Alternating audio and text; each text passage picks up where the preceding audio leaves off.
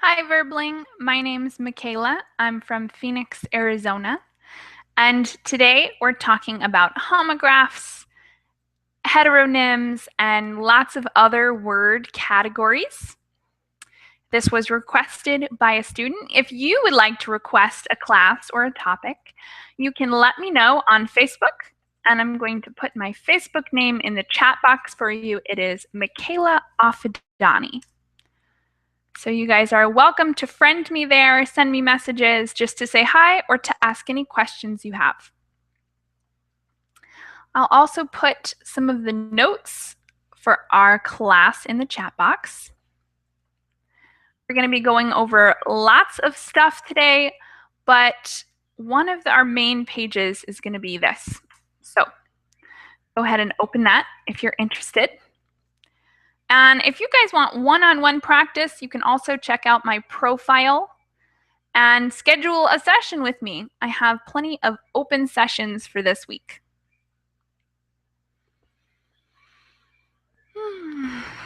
All right. So today we're talking about one of the more difficult aspects of English, how it's really irregular. The spelling and the pronunciation do not always mix really well. So you'll have one word spelled the same as another, but they're pronounced differently, or words that are spelled differently but pronounced the same. We're going to be going over a lot of those difficulties today in class. We're also going to be reading a poem by one of my favorite authors, Mark Twain. He's an amazing American author. He's written some really good books, and today we're going to be reading a very funny poem by him that has to do with the same topic. And I think you guys will be interested to hear what Mark Twain has to say about English spelling. So as soon as we have someone join class, we'll talk a little bit more about what all of these terms mean. What does homograph mean, or heterograph, or homonym, heteronym? We have a lot of word parts here that we're going to define before we talk more about these categories. We're going to be defining words like we have homophone, homograph, heterograph, heteronym, homonym, and then even things like synonym and antonym. We use a lot of these same word parts to talk about word categories. So nym, which we see in a lot of words, that kind of just means word name. Word name. So that's important and really can help you. If you know some of these suffixes, you can piece together what certain words mean. So now that we know that nym means word name, we can define synonym as a word that means the same thing. Word that means the same. An antonym, anti as in the opposite. So now we can tell that an antonym is a word that means the opposite.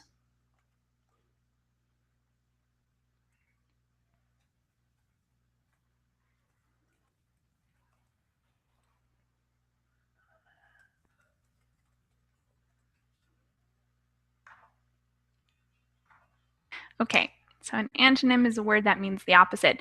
Now we still have some terms like homograph, homonym, heteronym to go over, and I'm hoping you guys can help me. So if anyone is watching class, aha, got our first student. Elena, welcome to class.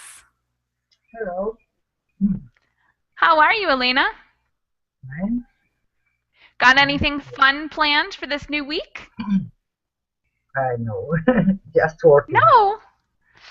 Yeah. Hopefully, you said you like your job, right? You're a teacher and you said you Yes. like it. So, Yes. work, but it's fun. Yes. Okay. I hope so. Yeah. Awesome. So, is the Verbling chat box working for you right now? It seems so. Okay, great. It's working for Yes. me too, but I had lots of students report last class that it was not working. So I just Yes. wanted to check. Yes. All Yesterday it right. didn't work for me. Yeah, I think there's been some weird things happening, some ghosts, some technology ghosts kind of messing up the chat box and other things like that. So I'm glad it's working, and I put some notes in the chat box already talking about how nym means word name. So then we have terms like synonym and antonym, which kind of mean synonym meaning the same as a word and antonym meaning the opposite of a word. And Christina, welcome to class. Hi, Michaela. How are Hey you? there, Christina. Good. How are you? Good. Awesome. Good to have you here. Is the chat box working for you too, Christina? The Verbling chat box? Yes. Awesome. Great. So let's talk a little bit more about other terms like homonym. So we talked about synonym, antonym. Now we have homonym. So does anyone have an idea what homonym might mean? Hominin is the same writing but the different meaning. Yeah. So same writing, but different meaning. And the word homo kind of means like the same as, right? So homo means the same. And then we have terms like heteronym. And does anyone know what that might mean? A heteronym?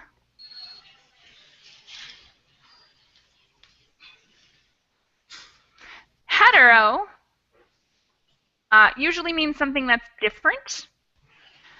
So we use a lot of these terms in other words as well. Like, this is kind of a weird example, but we have heterosexual, homosexual. And you can see the same words or the same terms, suffixes being used. So heterosexual would mean two different people, like a man and a woman. Homosexual would mean two of the same. So a man and a man, or a woman and a woman. And we use those Latin-based suffixes to help us describe some of these terms. And I'm going to give you guys a link now to a Wikipedia page that kind of quickly explains the same thing that I was talking about. Kind of shows that heterograph is different spelling, homophone is the same pronunciation, homograph is the same spelling, heteronym is a different pronunciation and meaning, but the same spelling. So we have lots of terms using all of the same like suffixes in different combinations to mean different things. Any questions so far? No, no question. No. Okay. No. Let me know if you guys come up with some questions because that part was a little complex. Now we're going to get back to some easier stuff.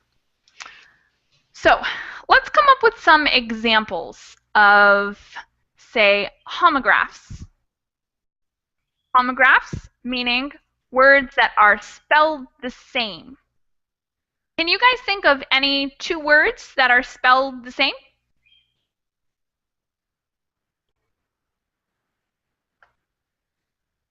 No one? Zaire, welcome to class. Hi, thank you, teacher. You hear me, teacher? Yep, I can hear you perfectly. Okay, because my connection today is so bad. Okay, well, I'm glad you made it in. And Okay. I'm going to put the link for the notes. Oh, that didn't work. I'm going to link the notes to you guys in the chat box so you guys can open this up. We're going to be talking mainly about heteronyms today. Mainly, but we'll be covering lots of other topics as well. Okay.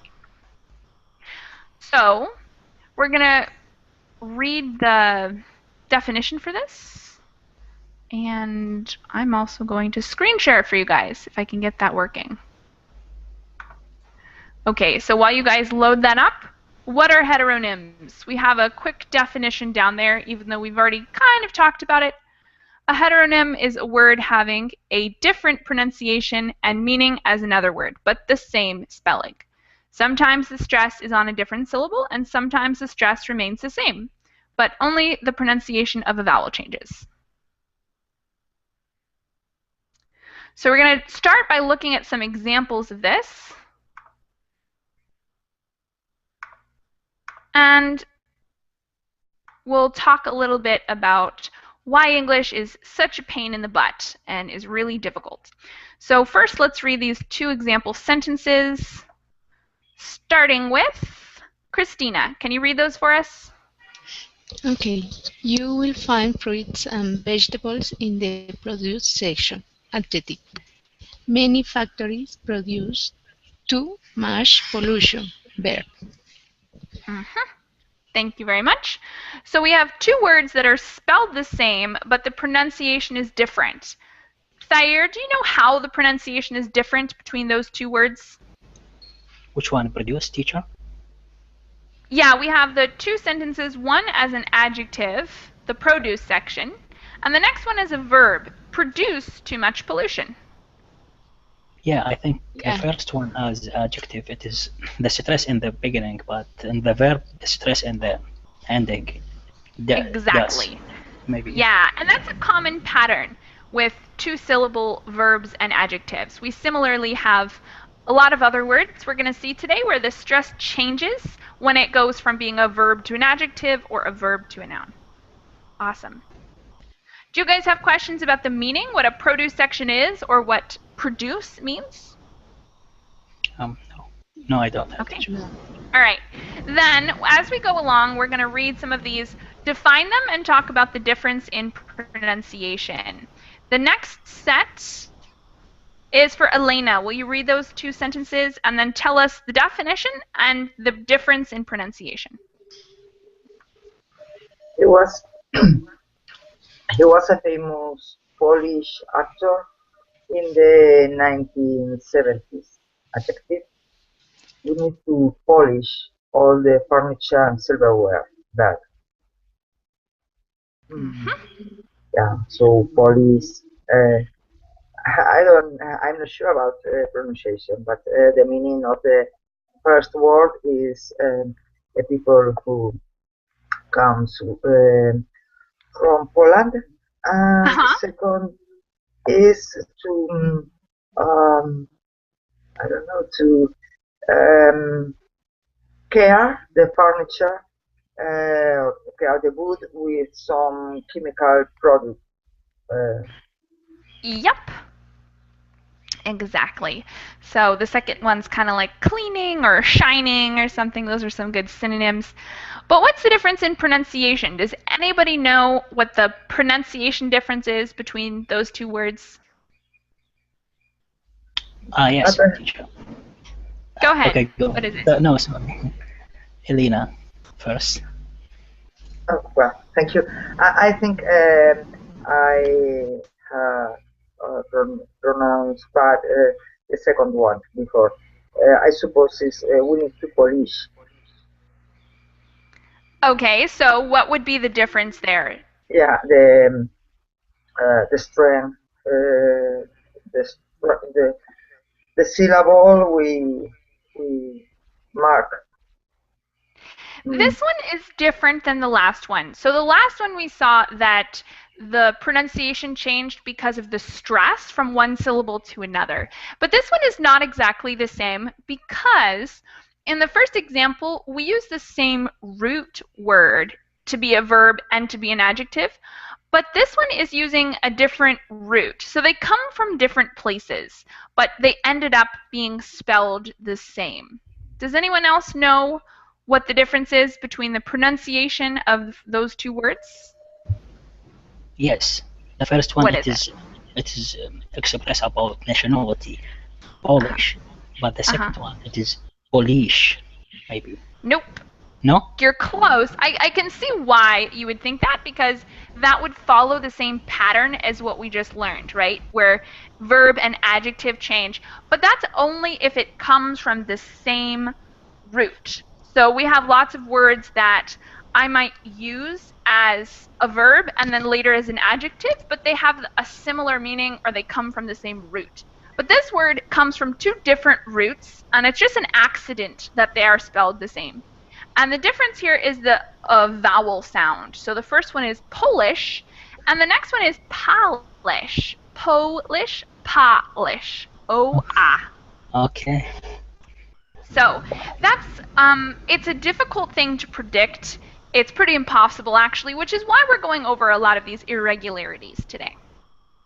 Good thing to practice. All right, the next one is for David. Will you read the next two sentences for us, David? Okay. It's very dangerous to use lead paint. The cowboys lead the cattle to the ranch. Mm-hmm. So do you know the definition for either of these verbs? No. All right. Does anyone else know these words already? The definition of it? Just the second one. All right. Give us the definition for the second word. Something like guide or the cowboys make the cattle to go to the way they want. Mm-hmm. That the cowboys want. Mm-hmm. So excellent. To direct, perhaps. Guide. Yeah, exactly. Awesome. So the definition of the second one we covered. You guys gave us a great one. The first one that I think no one knows. Going once, going twice. No one knows this one. The second one is a color. This one you mean? This one's a color? It's a color, yes. Not quite, but you're very close. Lead is actually an ingredient they used to use in paint, and it's a slightly poisonous ingredient. It also used to be used to make pencils. So in the pencil, the part you write with used to be made of lead. It's a particular substance that we used to use for a lot of stuff, but it's actually slightly poisonous. If anyone is familiar with chemistry, it's represented by Pb. The chemical letters for it is Pb. Okay.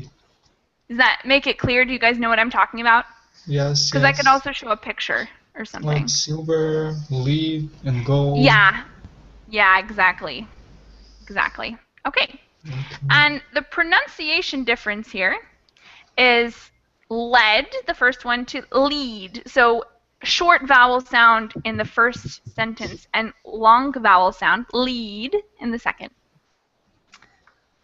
All right, let's keep going. Our next one, which should be a little easier, is for Christina. Read those two sentences for us and tell us the difference between them. The boy received a present for his grandmother. Now, we are going to present our idea at the meeting. Mm-hmm. So what's the difference between definition here? In the first sentence, present is a gift. Mm-hmm. The second is the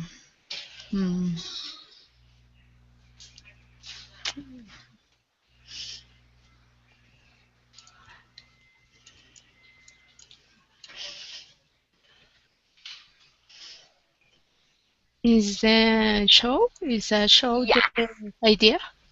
Mm-hmm. Exactly. That's a great synonym. Awesome. And what about the pronunciation? What's the difference there between pronunciation? I don't know. It's similar.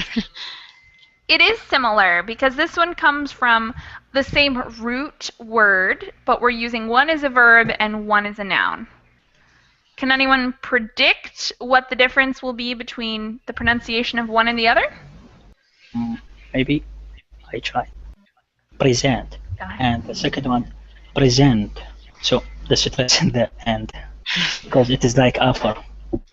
Yes, exactly. This one follows the same rule that we talked about in the first two sentences, which is common. It's not going to be helpful for all of them, but it's a pattern you can see. So we use the same root word and we change the pronunciation exactly as Thayer said. We have present and present. So first syllable in the first sentence, second syllable in the second sentence. Any questions on anything we've gone over so far before we move on to the next one? No, teacher, I don't have. Awesome. Then the next set, this one, is going to be for Thayer to read for us. Okay. This TV show is always broadcast live. Adjective. The second one, where do kangaroo and koalas live? Verb.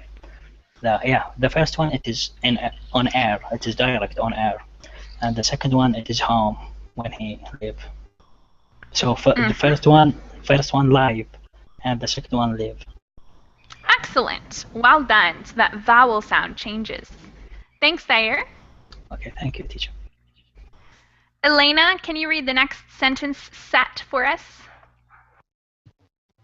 A dog is a white bird that symbolizes peace. Noun. The swimmers dove into the pool several times.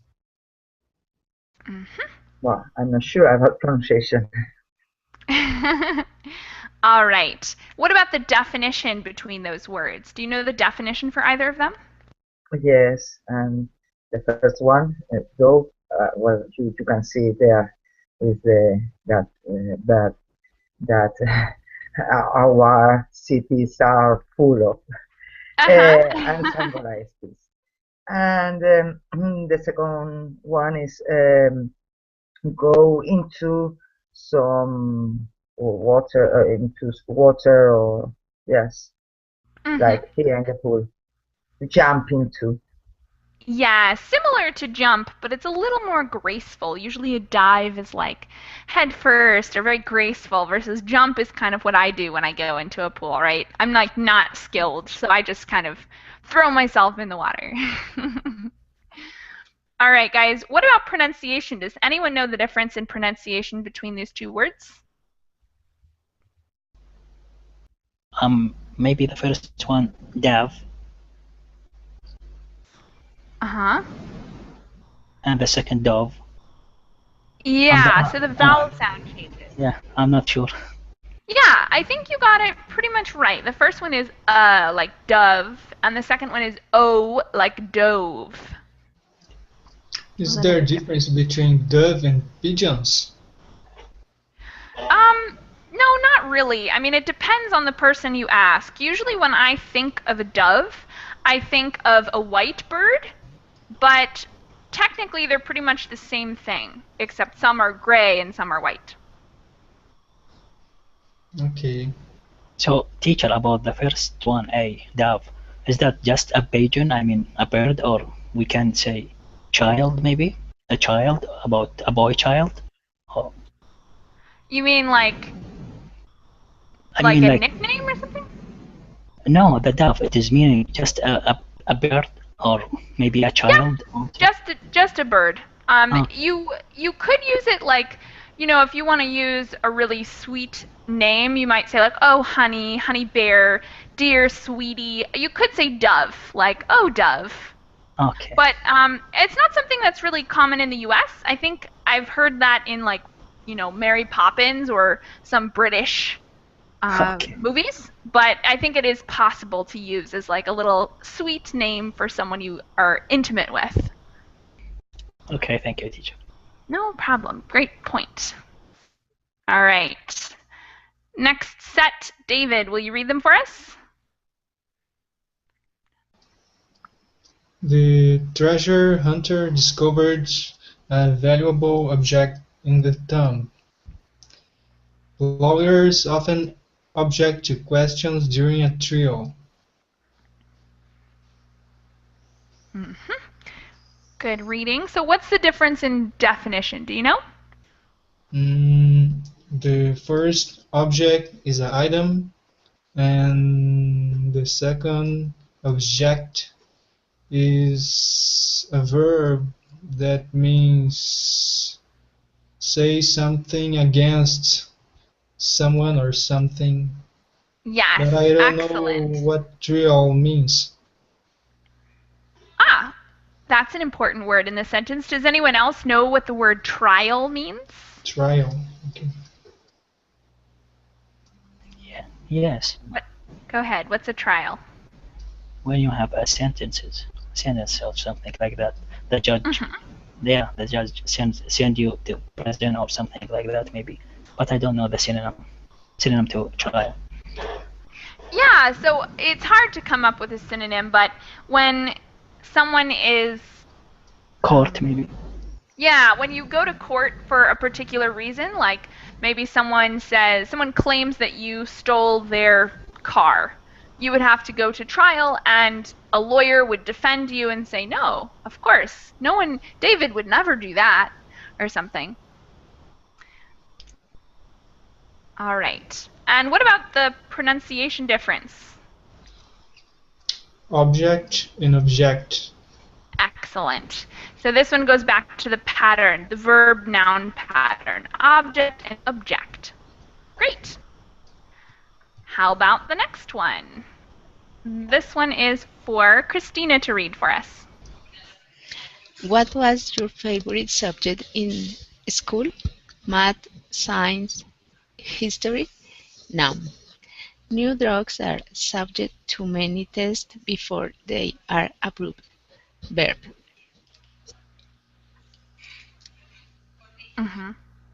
In the first sentence, subject is a mother, math, science, history. And the second subject is submit a trial test.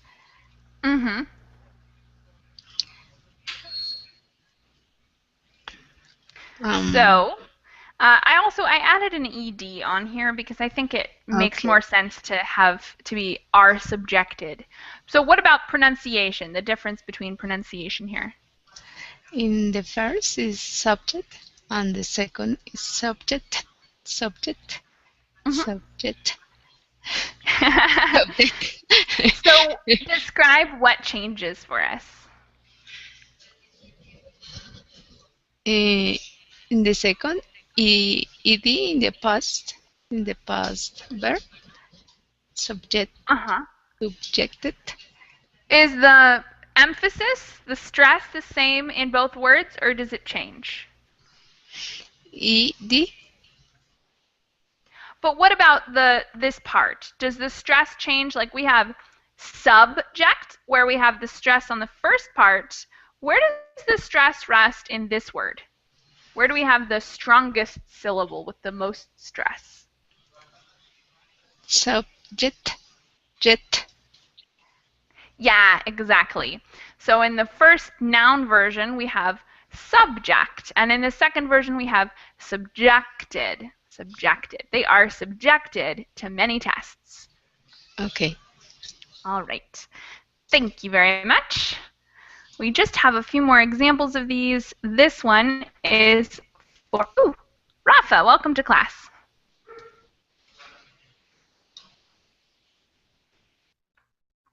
Rafa, are you there? Yeah, sorry for the delay. Awesome. Will you read the next two sentences for us? Yeah, perfect. They had been lost in the desert for almost a week. No. The soldier decided to desert the army one day. Awesome. Can you tell us the difference between definition in those two sentences? I think desert is related to a place with a lot of sand and is a noun, and the intonation is in the second syllable, desert. And in the second one, desert is related to dissertation, is a verb, and the accent desert is in the second. The accent is in the second syllable. Desert. Yeah, so the definition you gave us was pretty correct. And I'm not sure about the pronunciation one though. So the first one we have is desert. So you're right about the definition, but the stress is on the first syllable. And then in the next sentence where we have like a synonym to abandon, it would be desert, stress on the second syllable. Mm-hmm. Thank you very much, Rafa. Ken, welcome to class. Yes. Hello. Thank you. Welcome back. Good to have you again. Thank you. All right.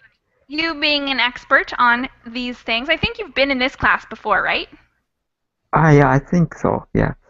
Okay, so then I expect more from you. Read the next set of sentences and tell us the difference in pronunciation. Okay. She is very close to finishing her essay for literature class. Adjective. Please close the door and windows when you leave. Verb. Yes, yes. So tell us, what did you pronounce differently in one and the next? Maybe for adjective, first syllables should be stressed, and for verb, second syllables should be stressed. So I think you pronounced it in the correct way, but that's not quite the difference because we only have one syllable in both of these words. We have close. Yeah.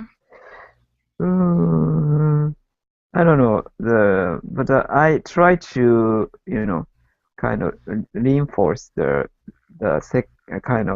end of end There part is a for the difference verb. at the end. You're right. I'm going to read them once and see if you can describe the difference if you hear someone else say it. So, she is very close to finishing. And please close the door. Close and close. Close. Yeah. So Okay. the end is different, but it's the consonant that changes, not the vowel sound. So that one's a mistake that lots of learners make because it's a really weird one. We have close to finishing and close the door. Thank you very much. And we only have 3 more. We're going to go through these quickly because there's something else I'd like to do today. Something new I have for you guys. Elena, will you read this one quickly and tell us the difference? Are you going to read the sports section of the newspapers? Newspaper. Verb, present tense. I've already read this book 3 times. Verb, past tense. I don't know about the pronunciation. The meaning is the same. It's just the verb is changing. But an irregular verb, as all we know. But I don't know about the pronunciation. Read the first one and read, perhaps. So the vowel changes, right? Yes. Yeah, exactly. So in the first one, in the present tense, we have a long E sound, read, and in the second one, we have a short E sound, read, which totally makes no sense, but that's how we do it. All right. The next set of sentences is for David. Will you read these two? The little girl wore a pretty pink bow in her hair. The dancers always bow after their performances. So do you know the meaning difference between those two? Bow, it's like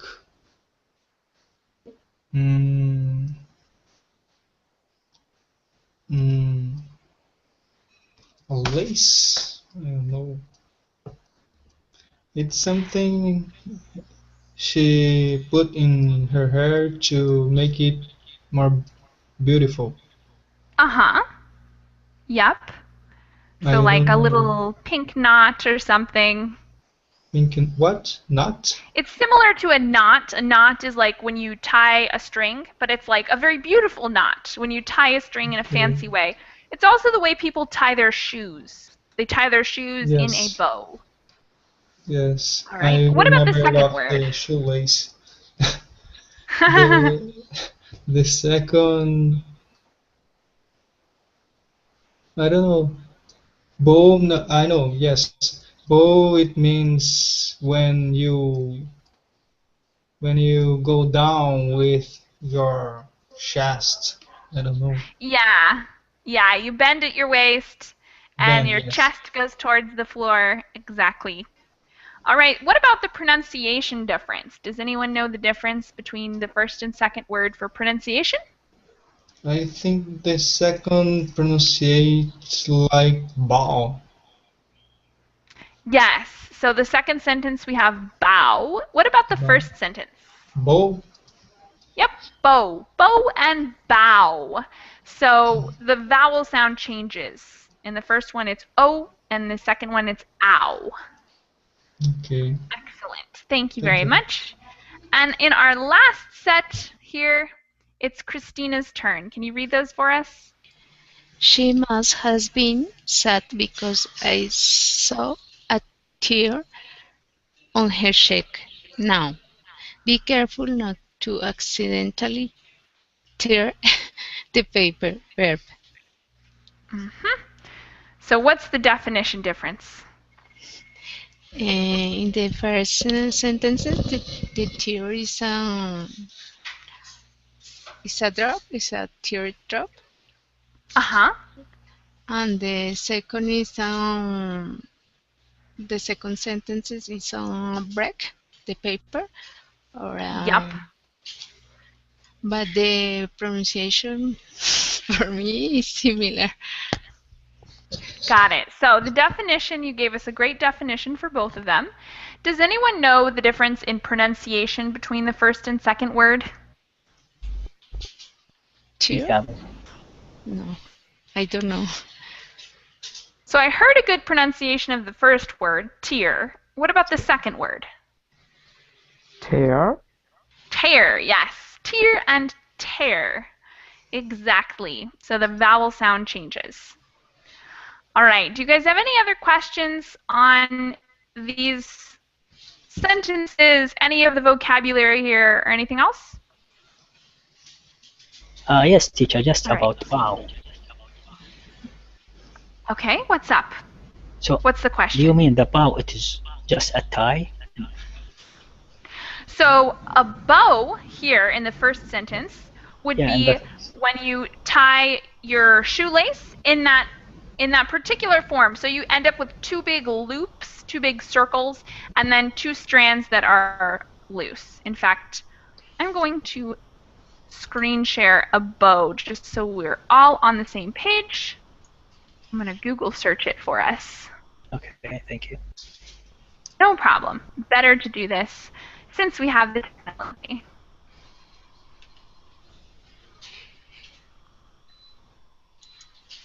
Okay.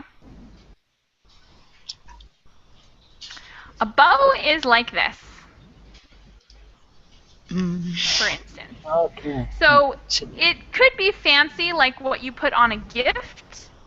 It also could be something really simple like how you tie your shoes where you end up with these two big loops and then two loose strands here. okay, teacher, gotcha. Thank you. Awesome. Okay, any other questions on those vocabulary words or any other concepts there?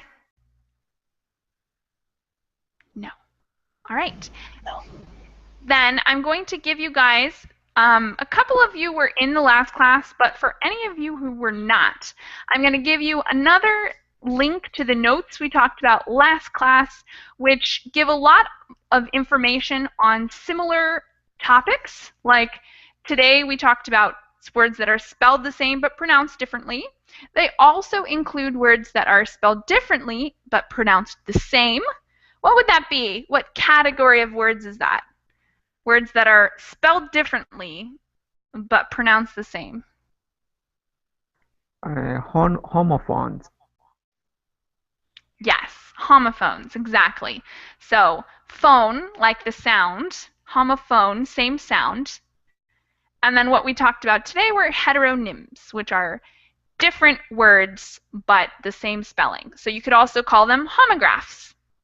There's multiple terms for the same thing. Okay.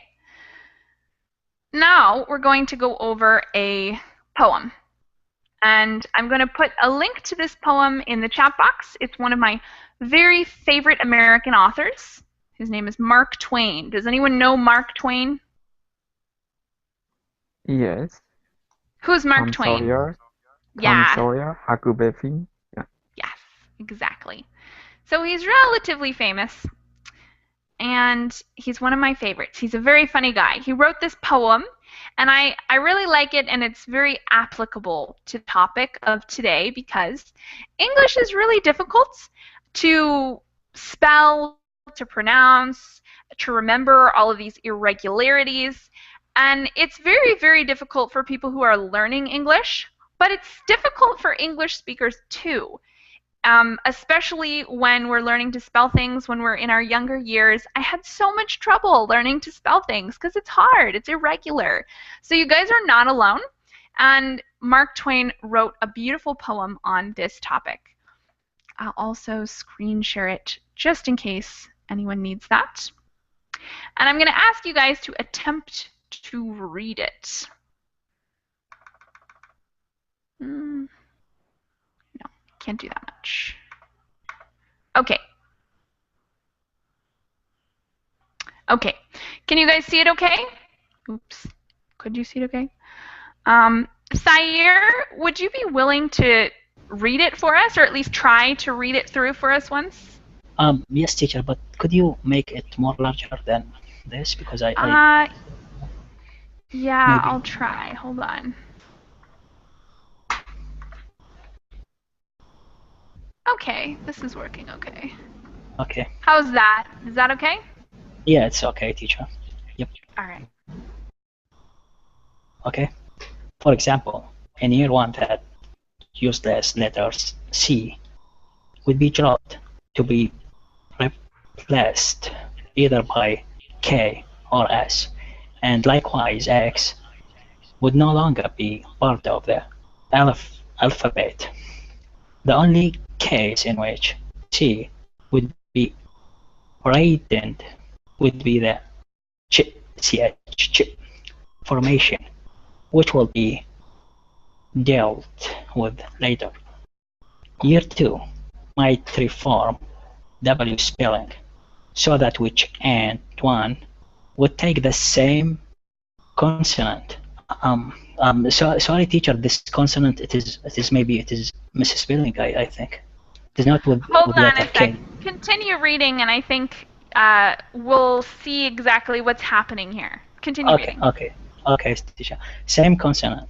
While year 3 might well abolish Y, replacing it with I, and one year 4 might fix the GJ anomaly once and for all. Generally, then the improvement would continue year by year, with year 5 doing away with useless double consonants, and years 6, 12 or so motivating vowels. And the teacher, I think it is not right, the spelling. You're right. You're correct. Okay. But it's part of his kind of joke here. Would you like to pass it on to another student? No, it's okay, teacher. If you want. Okay, continue then. Go ahead. Okay, remaining voiced and unvoiced consonants by year 15 or so, it would finally be possible to make us of the redundant letters C, Y, and X. By now, just a memory in the minds of old dodderies to replace ch, sh, and th, respective. Finally, accent after some 20 years of, or I don't know this word, reform, why would have a logical current spelling and use I don't know. I don't know, teacher. All right. So Well, you did an excellent job reading most of this. And we'll have more opportunity. Rafa, will you read it for us and do your best? And thank you very much, Thayer, for being the first brave experimenter here. Now we kind of see what's going on. Rafa, would you like to give it a try? Yeah. From where? From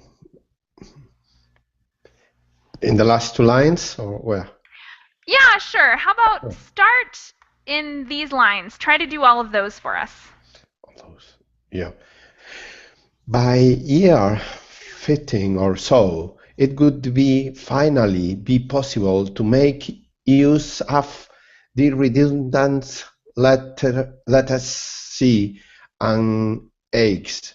By now, just a memory in the minds of all dodderies to replace chi, C, and the, respectively. Finally, then, after some 20 years of our shock-rattling reform, we would have a logical connect spelling in use exuberant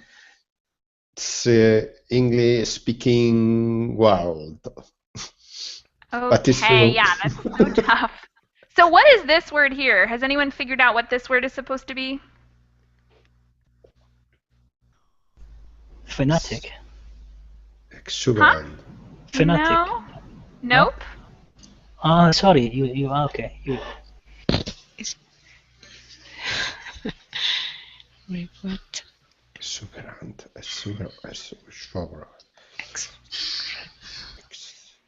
So in these last, yeah, the X is the tricky part. In these last few lines, he says that he would make use of this letter, the C, Y, and X, to replace other sounds. So we have, he's using the X here. Finally, then, after some 20 years, right, of orthographical reform, so he's using that X to represent a TH sound. Keeping that in mind, what do you guys think that word is?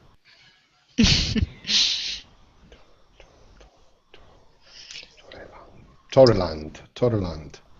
No, Anyone know? It's a preposition, if that helps.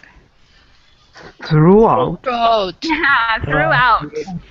Right. Yes. Okay. And what about this word over here? Have we figured that one out?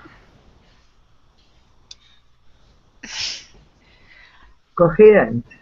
Yes, coherent. So these last few lines read, finally then, after some 20 years of orthographical reform, we would have a logical, coherent spelling in use throughout the English-speaking worlds. So,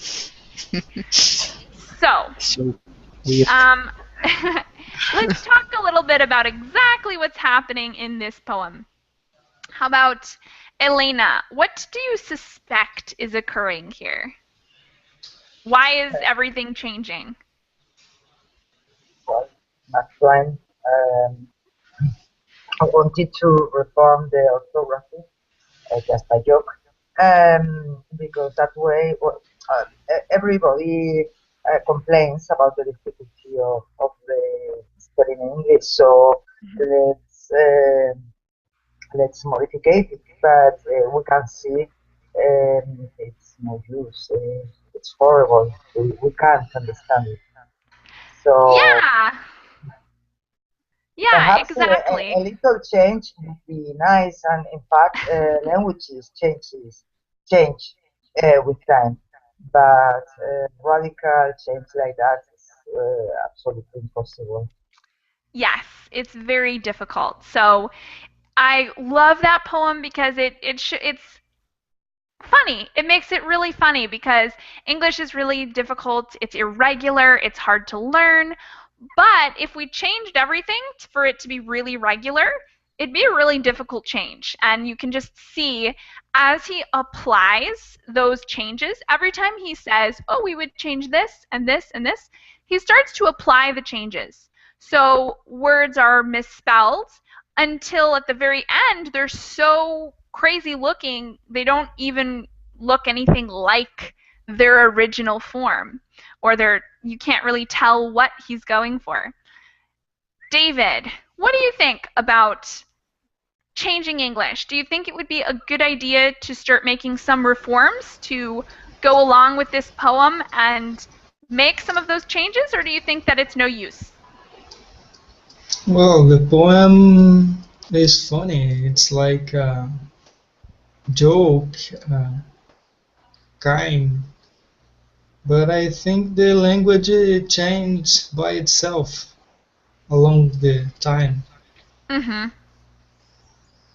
Definitely. So you don't think there's any necessary change, but that it'll happen naturally eventually. Yes. All right. Christina, what do you think? Should we start making some of these reforms in English to make it a little more consistent and regular? It's difficult learning English, but it's funny. Is the similar pronunciation writing, but it's difficult to change. Mm-hmm. Very difficult. Yes. All right. Thanks, Christina. Ken, what do you think? Should we start making some of these changes to help make English more regular and easy to spell, or is it end up a mess? I think English should be simplified for non-native speakers because the English became globalist nowadays. So actually, it is said globalist is appearing in the world, especially among non-native speakers. So, but as David says, language changes naturally. Actually, language is alive.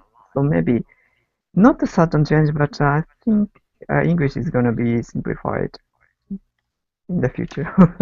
I hope. Yeah. I totally agree that it would make a lot of sense to change the spelling or regularize it a little bit. But I see one major problem with that.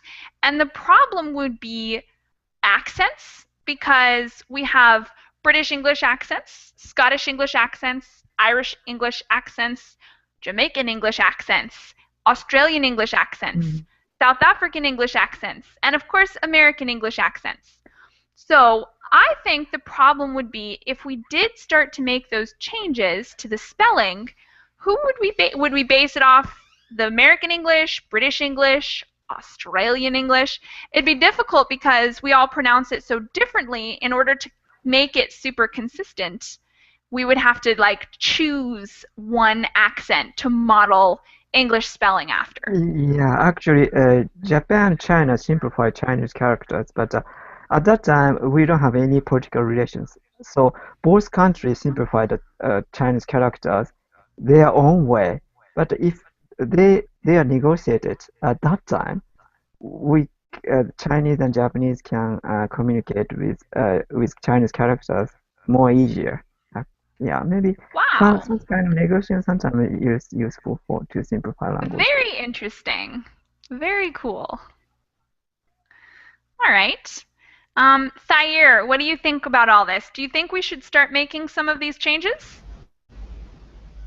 Teacher, I saw confusion about the language because even the linguistic scientists, they don't have a permanent rules about this language. For instance, maybe you have a special accent, and if I speak with another one from United States, maybe from New York, maybe you have another accent. For instance, you can't make a difference between.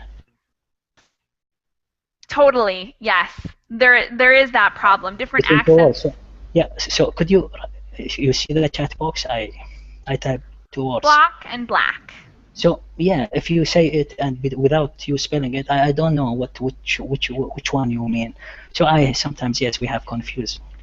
Yeah, definitely.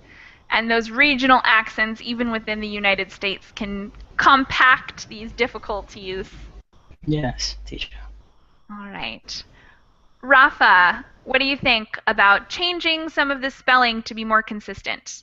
Would that be helpful? It could be more helpful for a student, but underlying, I think this poem must be the first class of every student in English for two reasons. One of them is you need at least 20 years to learn English properly, as Mark Twain said. True, totally true. This is an important fact.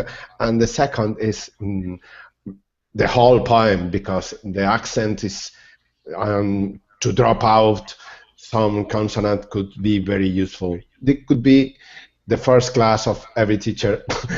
I'm very grateful to you. I'm glad you enjoyed it. I think it's a lot of fun. Yeah. All right. Elena, what did you think of the poem and its ideas? I think languages are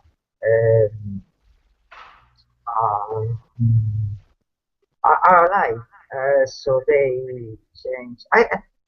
But we mustn't. We don't have to force the thing, because if we do, we found what Mark Twain says in this paragraph. So I don't know. Do you have some organism that make rules for the language? In Spanish, we have an organism, the Royal Academy of Language, that picks what is right and what is wrong. But I think we don't have that kind of institution in English. We used to have one that was more active, and I think probably like 60 or 70 years ago, they tried to make a change. Like they tried to change the way English was spelled to be more regular, but no one could agree on how to do it. So the problem was that we had an organization and they wanted to make change, but some people said a little change, some people said a lot of change, some people agreed that some things should be changed but not others, and no one could make one agreement, so nothing happened. And they still exist, but they don't do anything anymore. So I think you're right. Maybe some kind of organization could help us organize this stuff better. All right. Any last questions, comments, or thoughts before we finish up class today? No, I don't have, teacher. Teacher, I have a question. I typed in the chat box. How do I pronounce the ITH? First, second, third, fourth, ith? Fifth? You mean like five? Fifth and go on. And okay, so we have first, second, third, fourth, fifth, sixth, seventh, and eighth, when ninth. it's a general, ith means a general item, and you read it like ith. Yeah. Do you know what I'm trying to say? You mean like numbers, right? Yes. Yeah, so most of them you just add a th, so a th and an n. So seventh, ninth, 10th. So yeah, it'd be like 10th and 11th, 12th. So you just kind of add that th sound, which can be difficult a lot of times, but just stick your tongue way out of your mouth and see what comes out. 13th. Okay. I know. Thank you. All right. Hope I answered your question. Any other questions? Okay. Thanks, guys, and I hope to see you all again soon. Okay, bye. Bye. Thank you. See you Bye. soon. Bye.